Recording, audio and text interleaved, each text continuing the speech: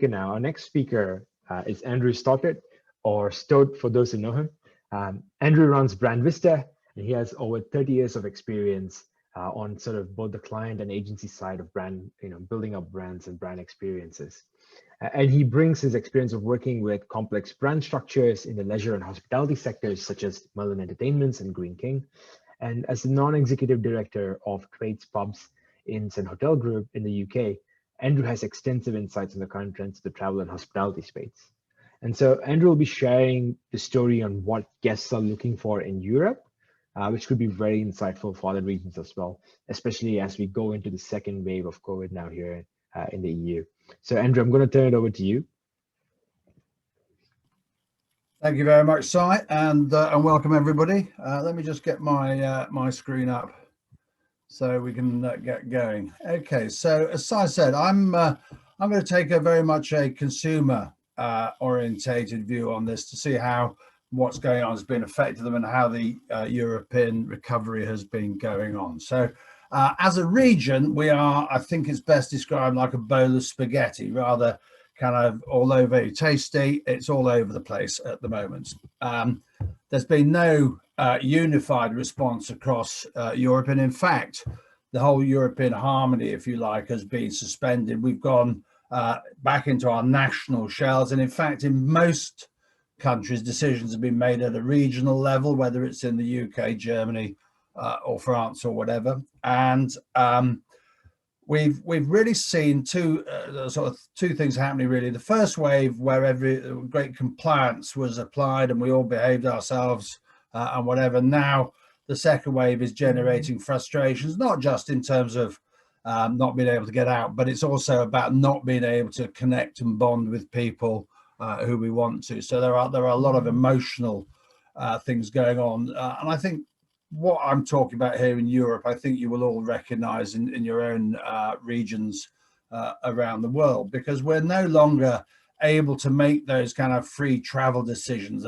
Everything is now based on restrictions, data which we either believe or we don't, and barriers to freedom, if you like. So consequently, we've been changing our behaviors on our attitudes, some of which we think will stick, some of which will be probably short term, but just to go through some of those sorts of things. And then of course we then plunge back into lockdown, where our critical festive season, travel and tourism is under serious threat. Hospitality has been put on hold, and it's a pretty should we say bleak outlook, should we say. But how is all this affecting our leisure and travel customer sentiment? So I've tried to extract as much data about how we're feeling, because as you know, all of those that run brands, it's how we make people feel as brand owners rather than necessarily what we only do for them. So across Europe, and this is data from September. So again, I think we'll see an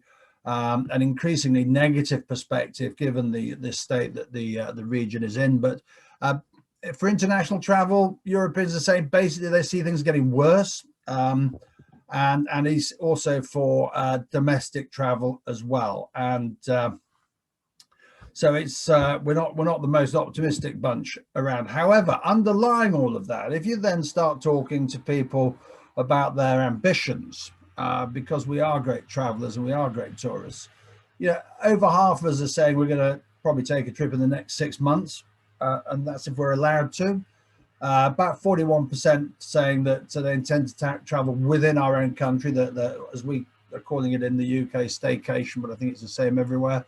And also about 39% saying we're going to travel across Europe. So there is a latent demand and a pent-up demand for leisure travel, obviously. And across Europe, different countries are reacting in different sorts of ways. But we can begin to see that there is great potential for people who want to travel in the next 6 months.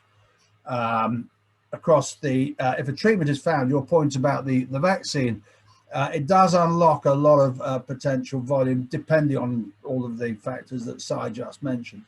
And again, if we compare the markets to who are looking to resume leisure travel against those who are looking to resume business travel, it's quite obvious that the potential is in the leisure area, although there is, of course, bleisure, which is the latest thing coming out, which is the combining a business trip with some leisure travel on that. And I think that's an interesting opportunity should it begin to unlock.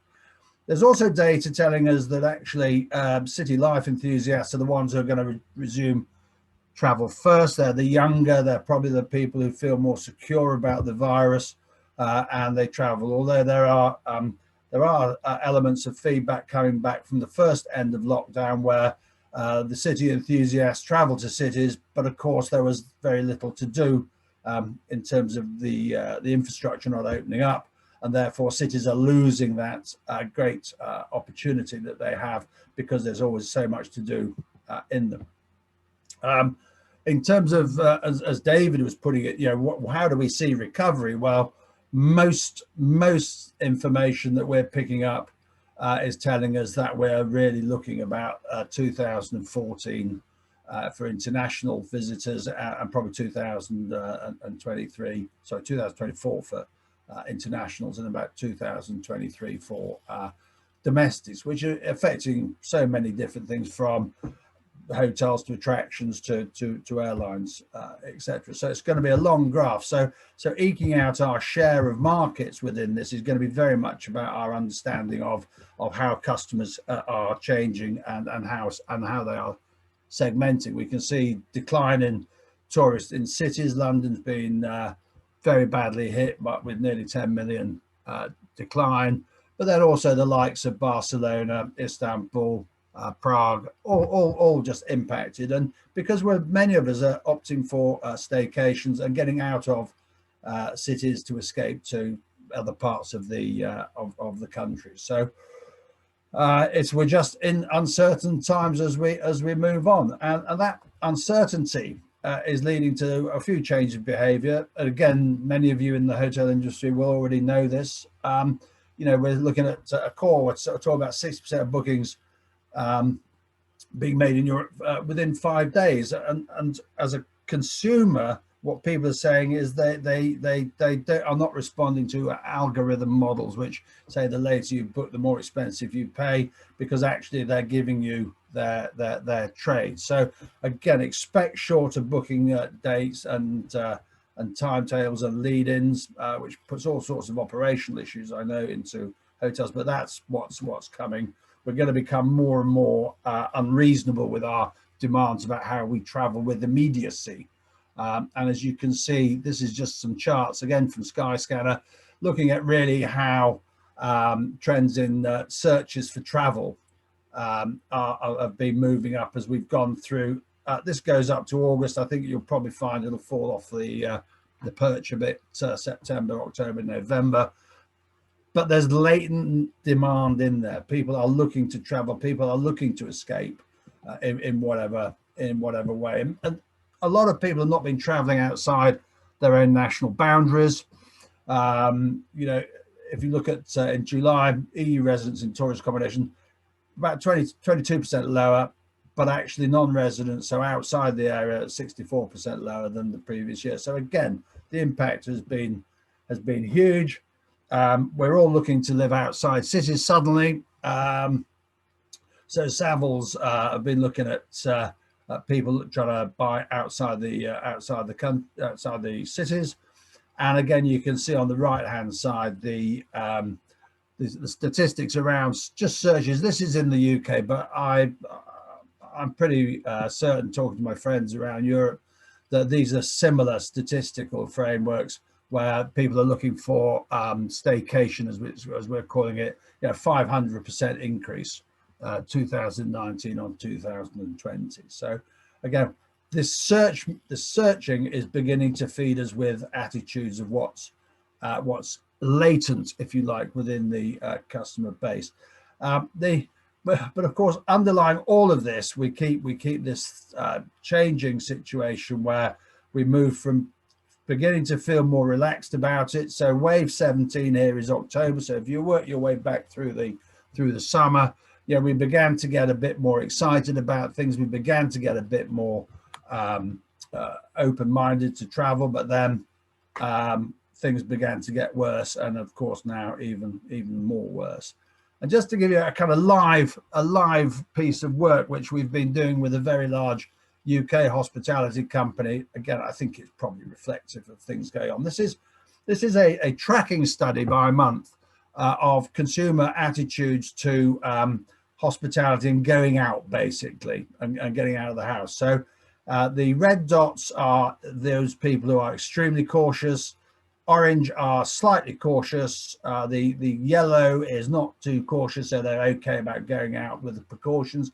And the greens are not cautious at all. They just want to get out and have some fun. And the size of the circle represents the kind of density of the feeling. So as we look at this in June and July, things are easing up. So the two most flexible attitudes, if you like, the slightly cautious and the not too cautious, we're moving to an optimism. So you move towards optimism to get out and about, the more to the right of the circle you travel, and pessimism to the left. But then we began to see in September, everybody is happy to go out, and we saw that through many of the various ways that people were being encouraged to go out. But then again, what happened in mid-October is cases began to rise and people started migrating back into this really cautious area. And the predictions for wave 7, which is actually in field at the moment, is that actually we'll move back, and some of the feelings have intensified. So I suppose the point here is whatever industry we are doing, we should be monitoring how people are flowing, and within that, how they're re-segmenting themselves. So if we just have a quick look at what's in the minds of consumers, there are basically, from every piece of work we've done over the last however many years, 25 years or whatever it is in leisure, there are 4 core motivations. And this comes out of a global study that we ran 2 years ago. There's the desire to escape from the everyday and from whatever. There's the desire to get together, to share experiences with family and friends, the desire to improve, to get better, to learn, to develop and grow as a person. And also there's a belonging, to be part of something bigger. And these are 4 key areas that we've been looking at. And again, they hopefully will provide you with opportunities to begin to seek where the most opportunity for you will be as people come back into the travel and tourism market. So what we've done is we've looked at each of these individually. So if we take togetherness, we think this is going to be a huge driver of volume in the immediacy of recovery. It's a deep emotional driver about reuniting with the friends and the families that we've been separated from. I'm the father of 4 children and soon to be 3 grandchildren, and I am first out the blocks, I have to tell you, to bring this together, because we all miss this as a great emotional driver. But it will also drive, we think, much greater multi-generational travel, probably funded by the older members of the community, or better known as bank of mum and dad. That will be getting together, everybody together. So sort of size of rooms, be able to put rooms together, I don't know, outhouses, whatever it is, coming together.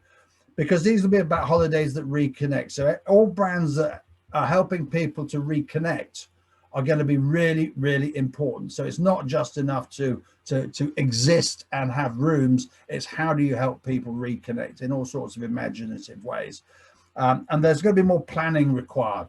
So we're going to have to help these people more to put things together. And we actually think there might be a return of the travel expert. So rather than just have an online put your own holiday together, you're going to need help to do it appropriately, because it's not just based on cost anymore. It's going to be based on quality. It's going to be based on the absolute benefit, because the emotional investment is going to be massively more than the physical investment. So surge of family trips to make up for lost time. Escapism, there's going to be more, we're going to aim for more space, maybe less city breaks. More wilderness travel definitely is on the cards. We see it. A lot of focus on quality, not quantity, and staying closer to home. So again, there'll be pressure on city breaks. There'll be increase in staycations, and we'll be looking at things like increases in camping and wilderness travel. and we think that's pretty evident.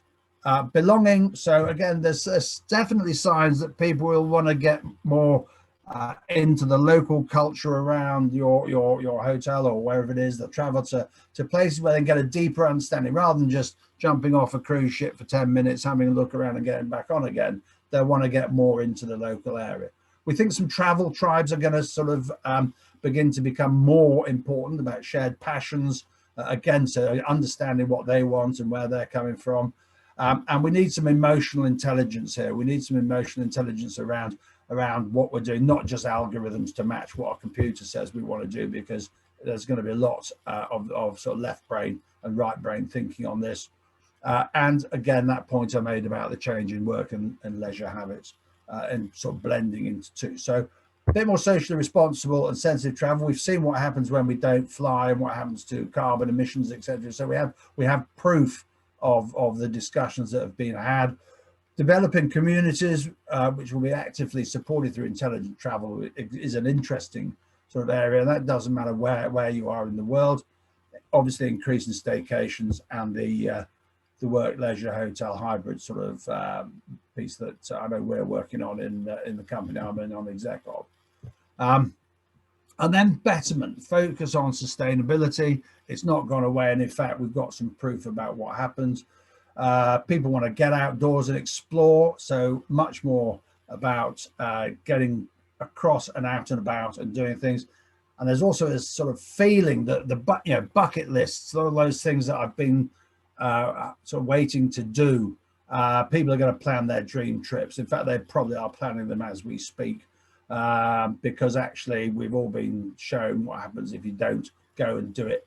It's the old adage, if not now, when?